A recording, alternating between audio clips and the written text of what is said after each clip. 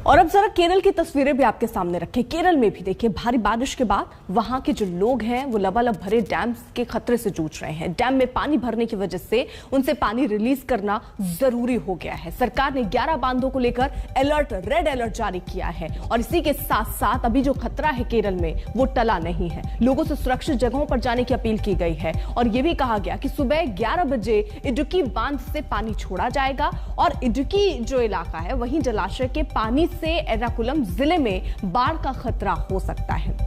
अब देखिए एर्नाकुलम और इडुक्की में अलर्ट भी जारी किया गया। इसी बाबत सबरीमला में अयप्पा मंदिर जाने से श्रद्धालुओं को रोका जा रहा है। और यही नहीं, खतरे को देखते हुए केरल में 21 और 23 अक्टूबर को पीएसपी की परीक्षा भी स्थगित कर दी गई है।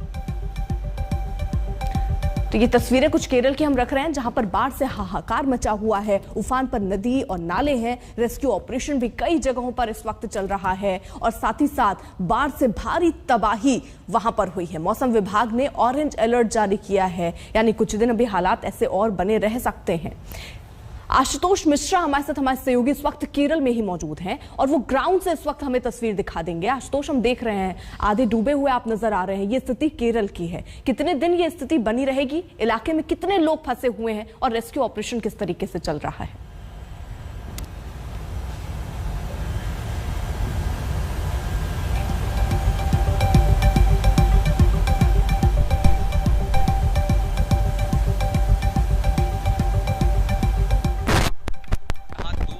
राजमार्ग है जो पंडलम को, पथनमथिट्टा को शबरीमला से जोड़ता है। अब इस सड़क पर 3 से 4 तस्वीर जिंदा हो गई है। ये जो पूरी सड़क है, मैं अगर ये कहूं कि राज्य का राजमार्ग है जो पंडलम को, पथनमथिट्टा को शबरीमला से जोड़ता है। अब इस सड़क पर 3 से 4 फुट और आगे जाकर के पानी और भी ज्यादा है। जो अब यहाँ पर जिन सड़कों पर नाव चलने लगी हैं, ये स्थानीय लोग हैं, दूध पहुंचाना जरूरी है। आगे बहुत सारे बच्चे हैं, महिलाएं हैं, बुजुर्ग हैं, दूध, दवाइयां ये सब जाने लगी हैं। हम इस इलाके में इसलिए यहाँ खड़े हैं क्योंकि यहाँ खड़े होकर मैं आपसे बात कर सकता हूँ। अगर दूसरे स्ट्रेचेस में जाएंगे तो नदी का पानी बह करके इतनी तेजी से आ रहा है कि वहां खड़े होना मुश्किल है। थोड़ी देर पहले अभी एक बच्चे को, महिला को रेस्क्यू करके निकाला गया, यहां से सुरक्षित जगह ले जा रहा था। वो नाव बह जाने के कगार पे थी। अब ये पूरा स्ट्रेच अगर आप देखें 5 से 600 मीटर या उससे भी कहीं ज्यादा सब कुछ जलमग्न है। नदी का स्तर बढ़ने लगा है। हालांकि आज सुबह से पानी जब बढ़ा है, अब लोगों के लिए चिंता की वजह बन गई है। तो पंडलम इलाके में जहां मैं हूं, कई सारे इलाके जो हैं छोटे छोटे, खासकर जो निचले हैं, वहां से लोग भाग रहे हैं। कोई बनाने, जो केले के तने हैं उसको काट करके नाव बना के सामान लेके जा रहे हैं क्योंकि लोगों को अब डर सता रहा है कि 2018 जैसी आपदा ना आ जाए।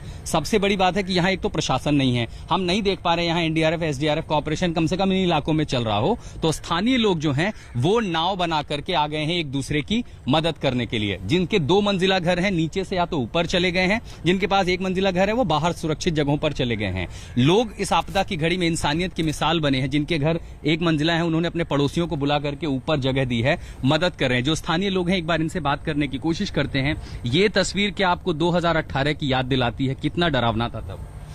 अभी तो ज्यादा डरता है और भी अभी 2 दिन से फिर भी बारिश ऐसे वाला आने वाला है, फिर भी ये पानी ऐसे रुक रहे हैं तो इसलिए डरता है इतना। बच्चों को, महिलाओं को यहाँ से आप कैसे निकाल रहे हैं बाहर? ये लोगों का छोटा घर से उड़ा के लेके कंधे पर उठा के मदद के लिए आया कोई? बोट वोट लेकर के कोई आया है? तो नहीं आया अभी तक इधर तो बोट तो कुछ। यहाँ कम से कम मदद नहीं पहुंची है। दूसरे इलाकों में भले बचाव कार्य जारी हो, यहाँ मदद नहीं पहुंची है। अभी हमने देखा जो नाव गई है वो दूध लेके जा रही है क्योंकि आगे बच्चे हैं, महिलाएं हैं, उन तक जरूरत का सामान पहुंच जाए, दवाइयां पहुंच जाए।